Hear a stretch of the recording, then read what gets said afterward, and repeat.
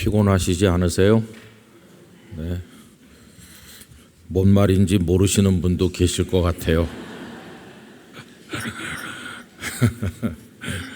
어제 저녁에 7시 반에 금요 기도회를 시작해가지고 9시 반에 끝나서 가실 분은 또 가시고 10시부터 철야 기도회를 시작해가지고 5시 반까지 했습니다. 그리고 지금 잠깐 쉬고 오늘 또 새벽 기도회를 정상대로 전에 하던 대로 또 하게 됐는데, 보니까 금요 기도회 체질 되시는 분들은 다 가시고 10시 되니까 철야 체질인 분들이 새로 오셔서 또 밤새 기도하시고, 일부는 가시고 일부는 새벽 기도 보고 가시려고 남아 계신 것 같으네요. 몇십 년 만에 철야 기도를 하셨을 것 같아요. 그죠? 피곤해서 졸기도 하지만 그래도 참 어젯밤이 행복한 밤이었다, 그렇게 생각이 들고, 또 시간 인도해 주시는 목사님들도 평소 목사님들하고 좀 다른 것 같아요. 저렇게 열심히 목사님들이 뜨겁게 설교하고 기도하면 금방 다른 교회로 또 청빙받아 가는 거 아닌가, 그런 생각이 들기도 하고, 우리 전도사님들은 잠이 제일 많을 때거든요. 근데 전도사님들이 밤새 찬양 인도하고 악기 다 해가지고 새벽까지 참 고맙죠. 그죠? 어쨌든 돌아오는 금요일 날 또 우리가 기도회를 철야로 하룻밤 더 할 것이고, 정오 기도회도 처음에는 그냥 이렇게 잘 모르셨다가 금요일 날은 현장에서 또 하는 줄 알고 많이들 오셔서, 그래서 요 밑에 베델 기도실이 또 가득 차게 또 오기도 하시고, 여러분 이번 기회에 나라를 위해서 긴장감을 가지고 기도하지만 우리 개개인도 기도 생활을 되돌아볼 수 있는, 다시 기도의 재단이 재건되는 기회가 되었으면 하는 마음이 있습니다. 오늘 새벽까지 함께 해주신 여러분들에게 감사를 드리고, 요 매일 드리는 기도 다 같이 기도함으로써 오늘 5월 24일 새벽 기도회 시작하도록 하겠습니다. 하나님 아버지, 오늘도 말씀과 기도로 시작하게 하시니 감사합니다. 이 하루를 주님의 은혜로 채워주시고 우리의 삶이 주님의 뜻을 따를 수 있도록 인도하여 주옵소서. 저희에게 지혜와 용기를 더하여 주시고 올바른 분별력을 주셔서 언제나 바른 길을 걸어가게 하옵소서. 이 세상은 여전히 갈등과 분열로 고통받고 있습니다. 주님의 평강으로 그 모든 혼란을 잠잠케 하시고 참된 평화를 허락하여 주옵소서. 특별히 진리의 복음이 땅끝까지 전파되게 하시고 복음으로 세워진 이 나라가 하루속히 안정되게 하여 주옵소서. 성령님의 인도하심을 따라 저희 교회 신앙지도 원칙인 경건한 복음주의 신앙의 육성, 성서적 생활윤리의 훈련, 교회 연합 정신의 구현, 세상에서 하나님 공의의 실현을 위해 힘쓰게 하옵소서. 모든 교역자들과 온 성도들이 성령님의 인도를 받아 사명을 향해 비상하게 하옵소서. 예수님의 이름으로 기도드립니다. 아멘. 333장 찬송을 부르시도록 하겠습니다.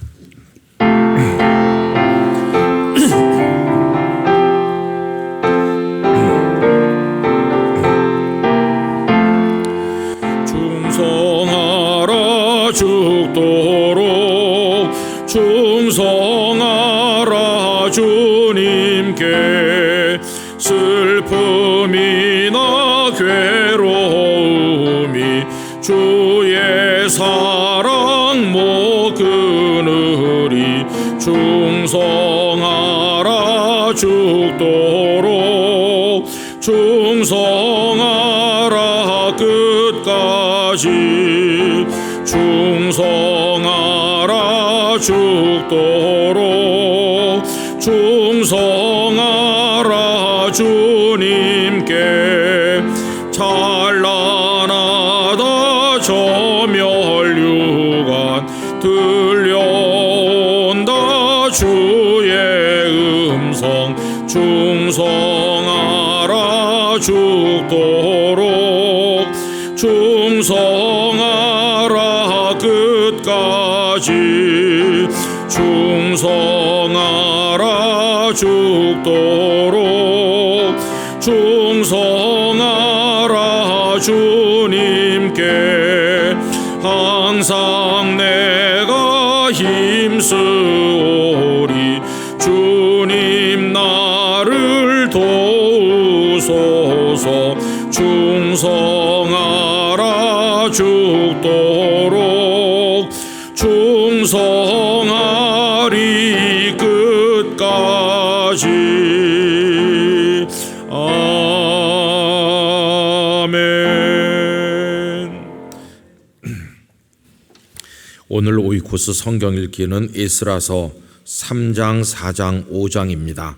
그 중에서 오늘 새벽에 나눌 말씀은 에스라 5장 1절, 2절, 2절 말씀입니다. 우리 다 같이 합독해서 읽도록 하겠습니다. 선지자들 곧 선지자 학개와 이또의 손자 스가랴가 이스라엘의 하나님의 이름으로 유다와 예루살렘에 거주하는 유다 사람들에게 예언하였더니 이에 스알델의 아들 스룹바벨과 요사닥의 아들 예수야가 일어나 예루살렘에 있던 하나님의 성전을 다시 건축하기 시작하며 하나님의 선지자들이 함께 있어 그들을 돕더니 아멘. 오늘 읽은 말씀에 나와 있는 내용은 포로에서 돌아온 백성들이 무너졌던 성전을 다시 재건하게 되는 내용입니다. 그런데 그 성경의 기록이 상당히 복잡하게 나와 있는 것을 볼 수 있는데요. 정리를 해보면 이렇습니다. 남한국 유다, 그 수도가 예루살렘이죠. 북한국 이스라엘은 벌써 오래전에 아수르에게 멸망했고 134년 후에 남한국 유다가 멸망을 하게 되었는데 그때가 BC 586년입니다. 예루살렘 성전이 다 파괴됐고 백성들이 다 포로로 끌려갔고 그 바벨론 사람들이 볼 때 별로 힘도 없고 남겨둬도 후환이 두렵지 않은 늙은 사람들 또 연약한 사람들 그런 사람들만 그냥 예루살렘에 남겨놓았습니다. 근데 예루살렘 성벽도 다 무너졌고 폐허가 됐기 때문에 그 남아서 사는 사람들의 고충이 이루다 말할 수가 없었을 것입니다. 자, 이렇게 해서 이제 오래 세월이 지나다가 바벨론 제국이 무너지면서 메디아와 페르시아 제국 연합군이 등장했고 그 패권을 장악한 것은 페르시아의 고레스 왕이죠. 성경에는 바사 그렇게 나왔는데 이 고레스는 키루스라고 합니다. 원래는 성경에 이제 고레스 이렇게 되어 있죠. 이 사람이 포로로 끌려온 사람들을 돌아가게 했어요. 그때가 BC 537년쯤 됩니다. 그 연대들이 뭐 그렇게 고대 역사이기 때문에 정확하진 않지만 537년 아니면 536년 그쯤 됩니다. 근데 돌아가려고 하면은 이 백성들을 인솔해서 돌아가야 될 무슨 책임자가 있어야 되지 않겠어요? 그래서 그 책임자를 누구로 임명했느냐 하면은 수룹바벨로 임명을 했어요. 수룹바벨. 여러분 오늘 읽은 말씀 2절에 보시면 스알디엘의 아들 수룹바벨 이렇게 나오잖아요. 그 마태복음 1장에 예수님의 족보가 나오는데 거기 이렇게 나옵니다. 포로로 바벨론의 포로로 끌려갈 때 여고냐는 스알디엘을 낳고 스알디엘은 수룹바벨을 낳고 이렇게 나오잖아요. 여러분 그 여고냐가 누구냐 하면은 남한국 유다가 멸망하기 직전에 18살의 왕이 됐다가 석 달 만에 바벨론 왕에 의해서 폐위당해서 바벨론으로 끌려간 아주 젊은 왕 여호야긴이라는 왕이 있어요. 그 여호야긴이 바로 그 마태복음 1장에 나오는 여고냐입니다. 이 사람은 포로로 끌려가서 무려 37년 동안을 구금 상태에 있었어요. 참 고통을 많이 받은 불쌍한 왕인데 그 사람이 낳은 아들이 스알디엘이고 스알디엘의 아들이 수룹바벨인 거죠. 그러니까 나라가 멸망하지 않았더라면 그 여호야긴이 폐위되는 일이 없었더라면 스알디엘도 유다의 왕이 됐을 사람이고 스룹바벨도 왕이 되었을 사람인데 나라가 멸망하다 보니까 아주 처참한 상황에 있게 되었는데 포로에서 돌아올 때 이 고레스 왕은 스알디엘을 스룹바벨을 그 총독으로 임명해 줬어요. 아마 이런 뜻이겠죠. 나라가 망하지 않았으면 너는 왕이 되었을 사람이 아니냐. 돌아가는 백성들의 인솔자는 네가 적격이다. 총독이라는 직함을 주고 그래서 이 스룹바벨이 수만 명의 백성들을 데리고 예루살렘으로 돌아옵니다. 근데 여러분 이 스룹바벨도 바벨론에서 태어난 사람이죠. 한 번도 예루살렘을 본 적이 없죠. 그냥 말로만 들었던 조상들의 고향 땅이고 수도고 다 폐허가 된 곳으로 이제 돌아오는 거죠. 그렇지만 마음속에 내가 왕의 피, 다윗의 피가 흐르고 있는 사람 아닌가. 내가 백성들과 함께 돌아가서 하나님의 성전을 재건하고 다시 나라를 일으키겠다. 그런 포부가 있었겠죠. 그때 같이 돌아온 지도자가 누구냐 하면 그 2절에 나오는 요사닥의 아들 예수아 이렇게 나오죠. 여러분 다른 데는 여호사닥의 아들 여호수아라고 나오는데 같은 분이에요. 근데 이분은 직함이 뭐냐 하면은 대제사장입니다. 대제사장. 그러니까 한쪽에는 총독 스룹바벨이 있고 그 옆에는 대제사장 여호수아가 있고 그래서 이 두 분이 협력해서 성전 재건 공사를 해야 되는 거죠. 그래서 그 사람들이 돌아와 가지고 성전 공사를 다시 시작한 게 BC 536년쯤 되는 것으로 보고 있습니다. 그런데 한 2년쯤 후에 이 공사가 중단됐어요. 그래가지고 언제까지 중단됐냐 하면은 BC 520년까지 그 중단된 기간을 대략 한 14년 정도 중단된 걸로 봅니다. 그냥 아무것도 안 하고 방치해 놨어요. 기초공사 조금 하다가 내버려 둔 겁니다. 그렇게 공사를 중단하게 된 원인은 몇 가지 돼요. 첫째는 방해하는 사람들이 많이 있었다. 방해하는 사람들은 어떤 사람들이냐 하면은 이들이 돌아와서 보니까 예루살렘은 다 폐허가 되고 사회 시스템이나 경제 시스템이 다 붕괴된 상태로 있기 때문에 어려운데 그래도 한번 해보려고 용기를 냈었는데 뜻밖의 방해꾼들이 나타난 거예요. 이 방해꾼들은 그 북쪽 옛날 북왕국 이스라엘이 있던 그 지역에 사람들이 내려와 가지고 방해를 하는 겁니다. 그럼 이 북쪽에 있는 사람들은 어떤 사람들이겠습니까? 그들은 옛날에는 같은 아브라함의 피를 물려받은 동족이었죠. 그런데 북왕국 이스라엘이 아수르에게 벌써 오래전에 멸망하면서 많은 이스라엘 사람들을 사방으로 흩어버리고 그리고 그 땅에는 아수르가 점령한 또 다른 지역에 듣도 보도 못한 이상한 나라 사람들을 데려다가 거기 살게 했어요. 아수르의 정책은 혼혈 정책입니다. 그래서 이스라엘 사람들은 딴 데로 옮기고 딴 데 사람들 데려다가 이스라엘 땅에 살게 하고 그러니까 서로 섞여가지고 결혼하니까 더 이상 아브라함의 후손의 피가 아니죠. 거기다가 신앙도 다 혼잡돼 가지고 그래서 뭐가 뭔지 알 수 없게 됐어요. 성경은 그들을 가리켜서 사마리아인이라고 부릅니다. 사마리아인. 예수님 때 와가지고는 사마리아 사람들을 사람 취급을 안 했는데 그 이유는 그들 피 속에 아브라함의 피가 조금 흐르긴 하지만 온갖 피가 다 섞여서 더 이상 이제 우리 이스라엘 동족도 아니고 신앙도 다 잡탕이 됐다.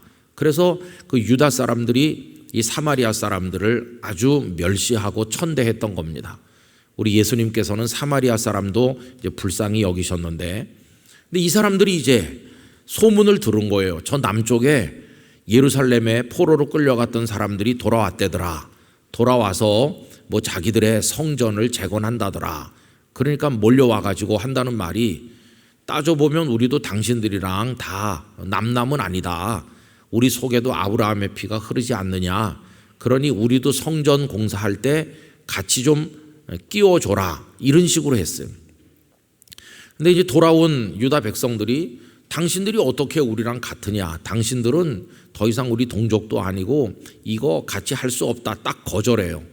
그래서 거절당한 이 사람들이 폭력으로도 방해하고 또 여러 가지 법적 조치를 통해서 공사를 못하도록 끈질기게 방해하는 거예요.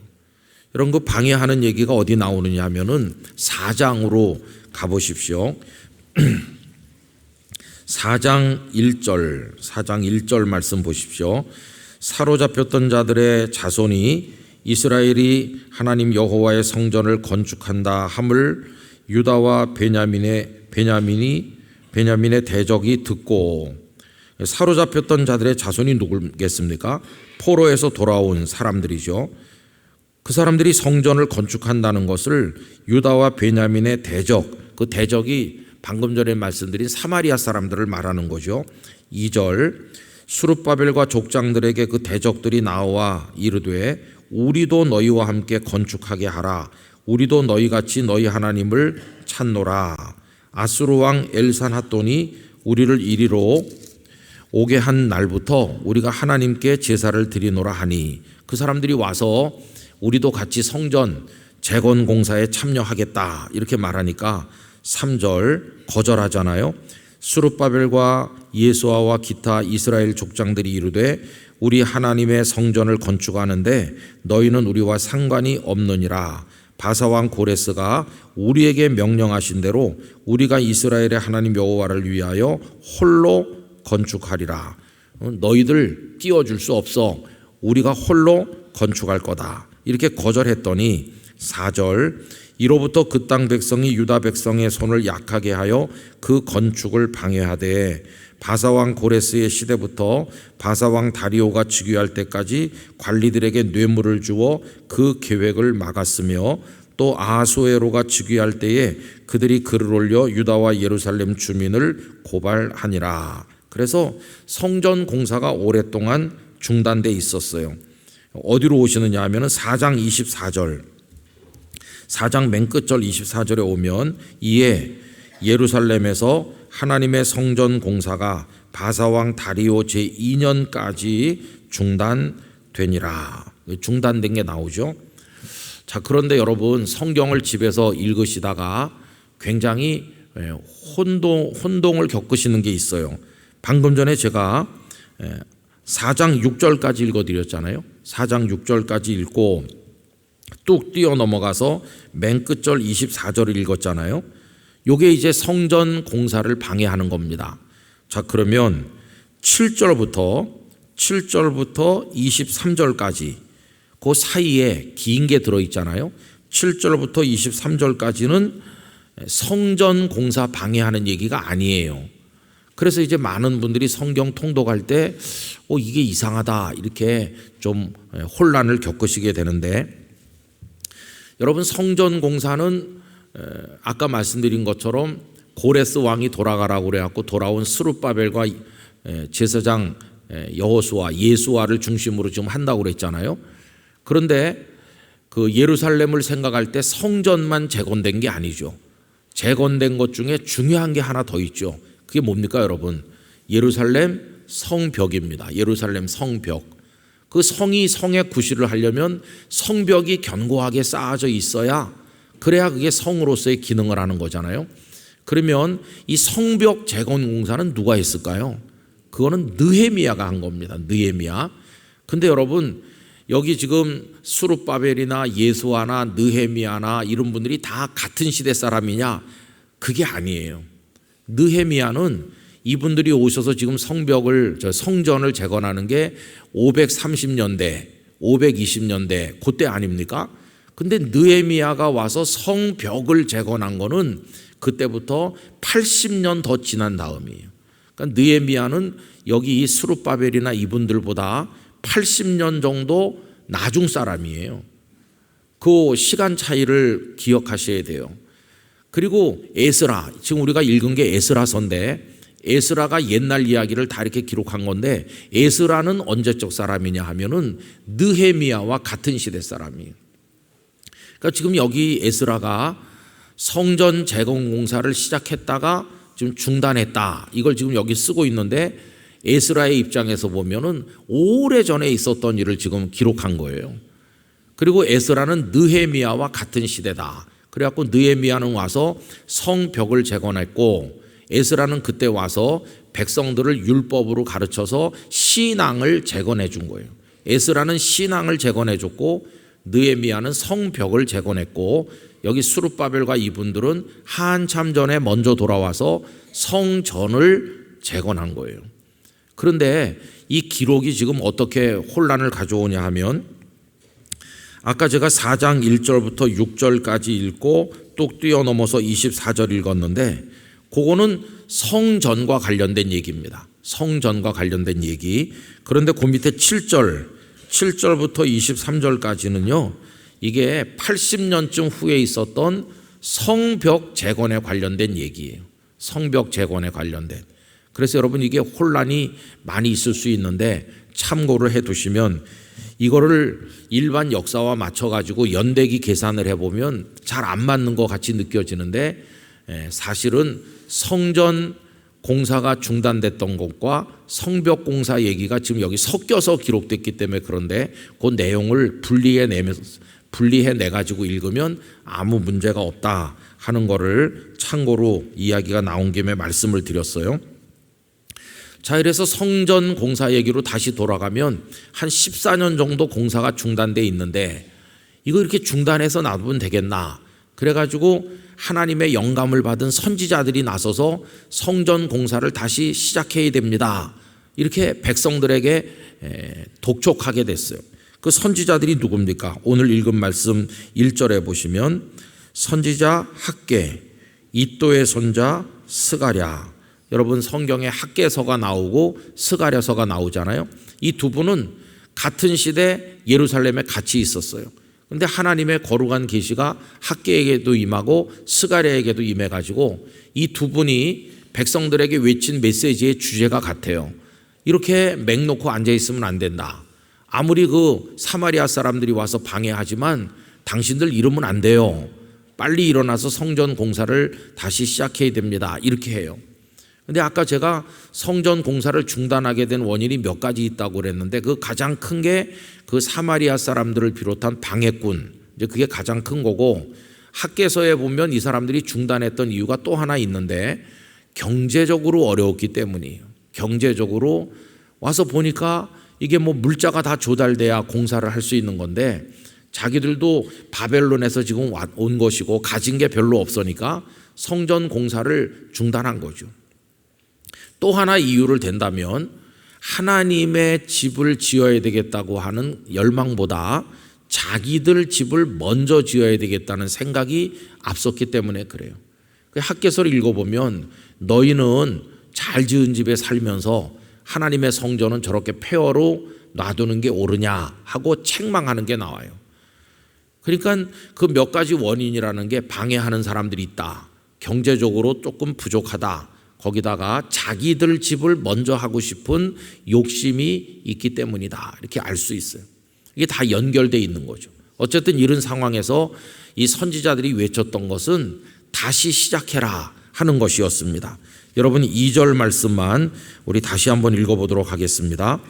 이에 스알디엘의 아들 스룹바벨과 요사닥의 아들 예수야가 일어나 예루살렘에 있던 하나님의 성전을 다시 건축하기 시작하며 하나님의 선지자들이 함께 있어 그들을 돕더니. 아멘.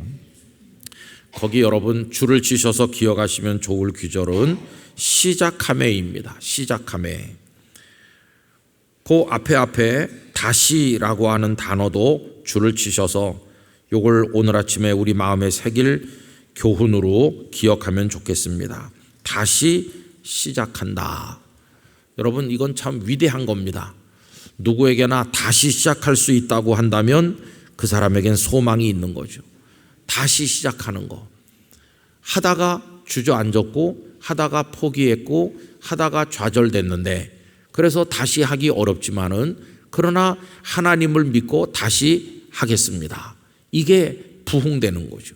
여러분 부흥이라고 하는 것은 다시 하는 겁니다.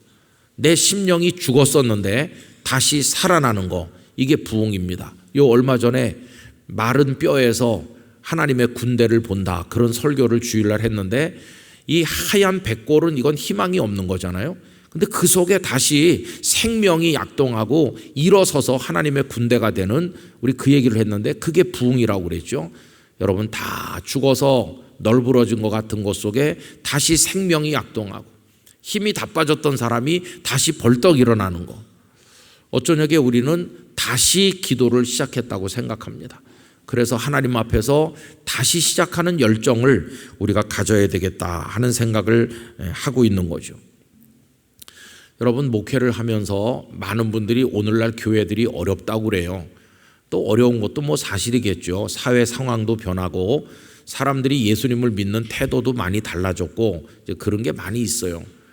그래서 뭐 어떤 새로운 시도, 그래서 목사님들이든지 또 교회를 진단하는 사람들이 새로운 시도를 해보려고 노력을 많이 해요. 어떤 목회적 프로그램, 또 뭐 어떤 눈에 띄는 어떤 시설 개수, 뭐 여러 가지 요즘 젊은이들의 취향에 맞는 뭐 설비를 갖춰놔야 된다, 뭐 이런 거 많이 해요.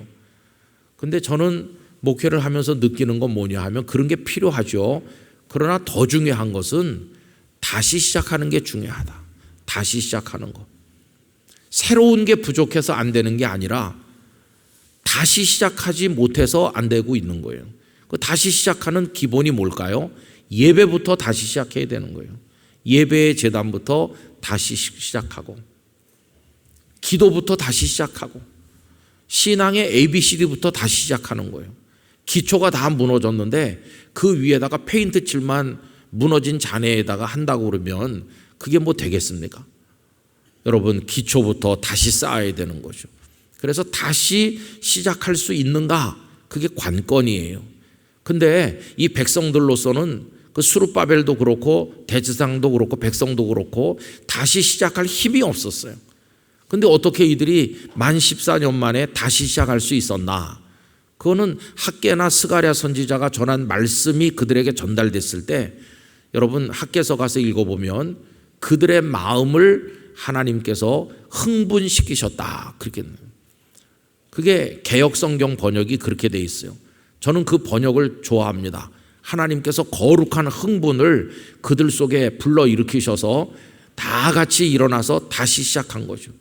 여러분, 마음이 흥분된다는 것은 성령의 역사입니다. 성령님께서 착 깔아앉은 사람들의 마음을 다시 불러일으키시는 거예요. 다시 기도하자, 다시 하나님 앞에 바로 서자, 이렇게 하도록 거룩한 감동을 주시는 거예요. 여러분, 그게 우리 한국교회를 살리고 우리를 살릴 수 있는 관건이라고 생각합니다. 하나님의 성령께서 영락교회 안에도 다 역사하셔서 우리 속에 거룩한 흥분이 일어나고, 내가 이렇게 시시하게 믿으면 안 되겠다, 앞으로 얼마나 하나님을 믿게 될지 모르는데 정신 바짝 차리고 제대로 믿는 그리스도인이 돼야 되겠다, 하나님 앞에서 나부터 다시 무너진 제단을 쌓아야 되겠다, 그런 각오를 가지고 시작해야만 될 것입니다. 여러분, 다시 시작하는 영적 부흥이 우리 개인과 가정과 교회 안에서 일어나기를 간절히 기원하는 것입니다. 하나님, 우리의 죽은 마음을 흥분시켜 주세요. 거룩한 열망이 우리 속에서 일어나게 해주세요. 저로 하여금 벌떡 일어나서 복음의 깃발을 들게 해주세요. 복음 전도도 다시 하게 해주세요. 옛날에 열심히 전도했는데 요새는 전도를 잘 안 하거든요. 그냥 뭐 다 인터넷 보고 뭐 이렇게. 우리 교회도 전도를 잘 못하지만 오시는 분들 반에서 3분의 2는 스스로 오는 거예요. 스씨가 전도해요. 그래가지고 스씨가 전도 왕이에요. 스스로. 누가 예수님을 믿으세요 이렇게 간절히 기도해서 오는, 그건 얼마 없고, 우리가 전도를 안 한다는 뜻이에요. 그러니까 스스로 오는 거죠. 그죠? 스스로. 어떤 분은 어떻게 영락교회 스스로 왔냐고 그랬더니 지나가다가 건물이 멋있어서 건물이 전도한 거예요. 그죠? 그거는. 여러분, 전도도 다시 시작하고 우리 무너진 것들을 다시 시작하고, 그래서 오늘 아침에 주님, 저로 하여금 다시 시작하게 하여 주시옵소서, 이런 기도 제목을 가지시길 바랍니다. 성령께서 여러분들을 도우시고 우리를 붙들어 주실 줄 믿습니다. 기도하겠습니다.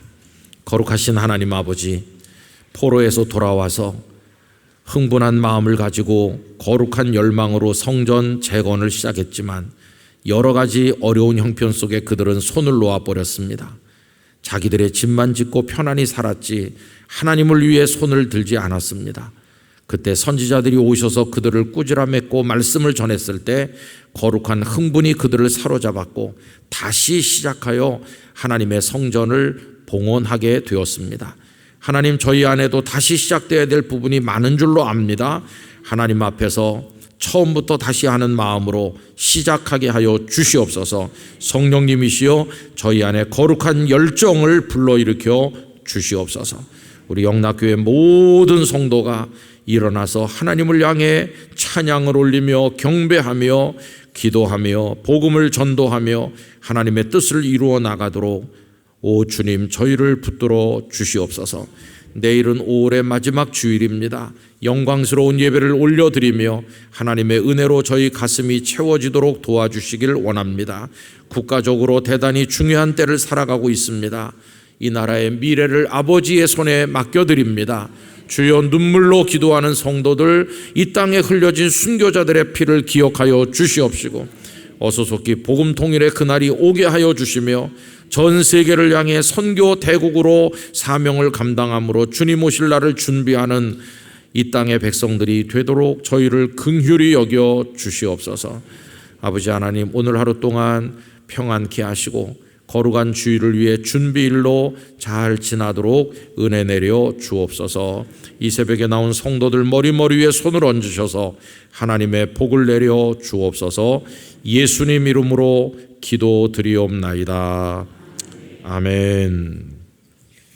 오늘 아침에 드리실 기도는 말씀을 붙드신 기도, 또 결혼과 취업을 앞둔 영락의 모든 자녀들을 하나님께서 선한 길로 인도해 주시도록, 또 부서들마다 주일 준비 잘하도록 우리 다 같이 합심 기도 드리도록 하겠습니다. 거룩하신 아버지 하나님, 감사합니다. 오늘도 복된 날을 저에게 허락하셔서 토요일 새벽 기도회를 모였습니다. 아버지 하나님, 성전 재건 공사가 중단되었었는데 주의 종들을 통해 전해진 말씀으로 그들이 다시 시작하였습니다. 다시 시작되어야 될 일이 저희 안에 많이 있습니다. 하나님, 무너진 기도의 재단, 예배의 재단을 다시 쌓고 하나님 앞에 열정적으로 하나님을 섬겨나가도록 은혜를 주시기를 원합니다. 아버지 하나님, 내일 거룩한 주일을 잘 준비하여 하나님께 영광을 올려드리게 하여 주시옵시고 우리 젊은이들의 앞날을 인도하시되 학업과 취업과 결혼과 태문을 열어주시기로 나오며 영락의 젊은이들의 앞날을 하나님께서 선하게 이끌어 주시옵소서. 이 아침 각자의 기도 가운데 하나님 응답해 주시옵소서. 주님의 은혜를 믿습니다.